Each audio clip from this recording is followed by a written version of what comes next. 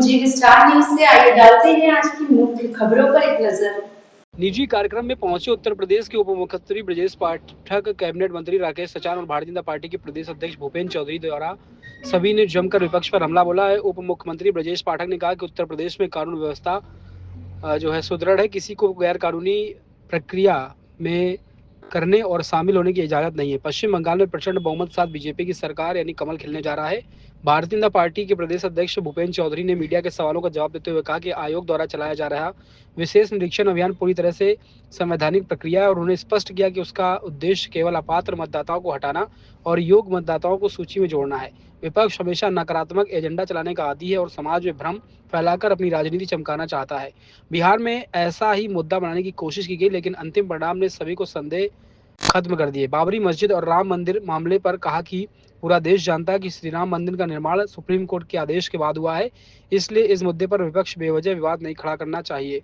उन्होंने अपील की कि समाज में टकराव, जातीय विभाजन और अनिश्चितता फैलाने वाले नेगेटिव एजेंडों को मीडिया में जगह नहीं मिलनी चाहिए।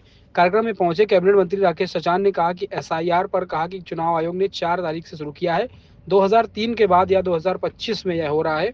इसमें मतदाता सूची में शुद्धिकरण काम हो रहा है। विरोध करने वालों से अपील करेंगे कि वह अपने बीएलओ बूथ पर जाकर लगाकर अपना मतदान बनाएं। आपत्तियों को प्रशासन को बताएं। पंचायत करने जा रहे हैं, क्या कहेंगे? देखिए, उत्तर प्रदेश में कानून व्यवस्था सुदृढ़ है और किसी को भी गैर कानूनी गतिविधियों को करने की और शामिल होने की इजाजत नहीं। सर, पश्चिम बंगाल के लिए क्या बोलेंगे? जिस हिसाब से पश्चिम बंगाल में प्रचंड बहुमत के साथ भारतीय जनता पार्टी आ रही, कमल खिलने जा रहा है। बड़ा हो गया। आओ।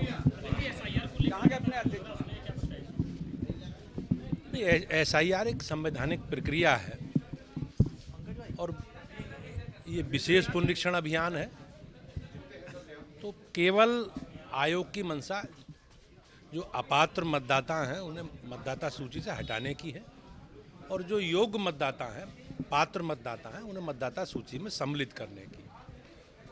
विपक्ष का नकारात्मक एजेंडा चलाने का उनका स्वभाव है और वो केवल एक समाज को गुमराह करके राजनीति आगे बढ़ाना चाहते हैं।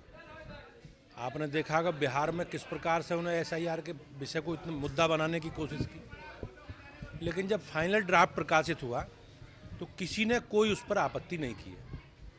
तो निश्चित रूप से अगर उन्हें लगता है इस प्रकार की बयानबाजी मीडिया में करके सनसनी पैदा करना और समाज में अनिश्चितता का माहौल बनाकर राजनीति करने का जो उनका एजेंडा है, वो मुझे लगे बिहार की जनता ने जिस प्रकार से नकारा है, देश की जनता भी नकार देगी। पश्चिम बंगाल में 6 दिसंबर को बरसी है उसको लेकर उन्होंने कहा है कि 6 तारीख से फिर से एक मस्जिद बनाना चालू करेंगे, ये बाबरी के नाम से।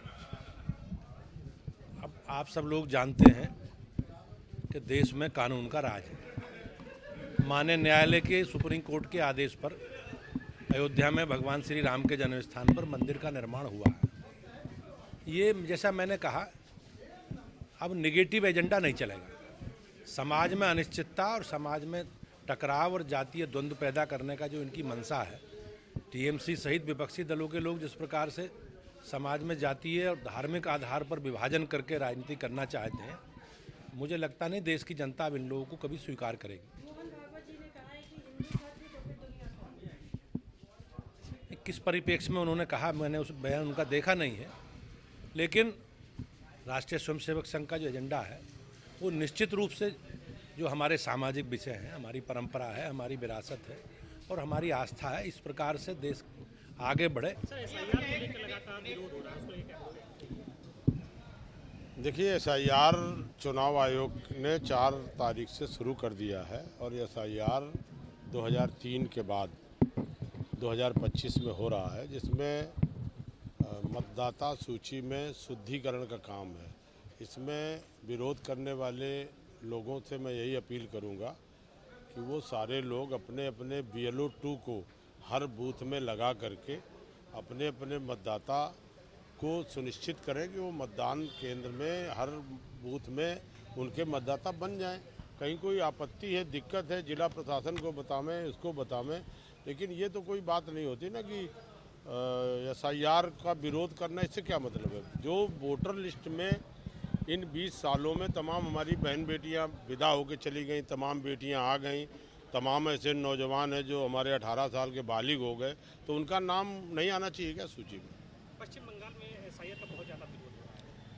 अब देखिए, अब वो लोग क्यों विरोध कर रहे हैं हमें नहीं समझ में आता। 2003 में जब एसआईआर हुआ तब तो किसी ने विरोध नहीं किया, तब भी विशेष पुनरीक्षण सूची में हुआ था। वही 22 साल बाद ये अभियान चल रहा है।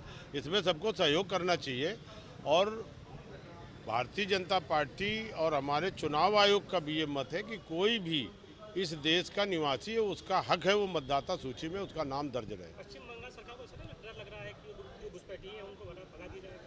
अब कुछ तो होगा ही, नहीं तो क्यों इतना विरोध है। वो सरकार में वही है, मुख्यमंत्री वही है, जो भी प्रशासन के अधिकारी जो बीएलए बनते हैं वो तो सब प्रशासन के लोग होते हैं, कमान तो उन्हीं के हाथ में है, तो उनको तो निर्भीकता से